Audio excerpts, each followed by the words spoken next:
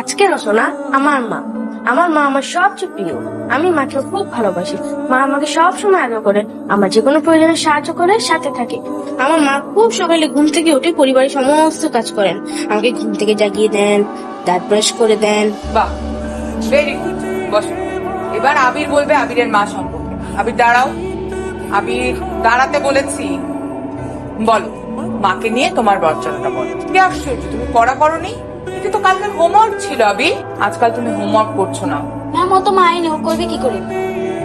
ও তো খুব দুষ্ট। হ্যাঁ, অনেক দুষ্ট। চুপ, একদম চুপ। একটাও বাজে কথা হবে না। আবিরের মা নেই, আমরা ব্যাপারটা বুঝি। ওর প্রতি আমাদের সিম্প্যাথিও আছে, কিন্তু আজকেও যে ঘটনাটা ঘটিয়েছে সেটা একেবারেই স্বাভাবিক নয়। ইদানিং ও ক্লাসে কথা বলছে, পড়া করে আসে না, কারোর সাথে মেশে না, ওর কোনো বন্ধু নেই, ও স্বাভাবিক জীবনযাপন করছে না।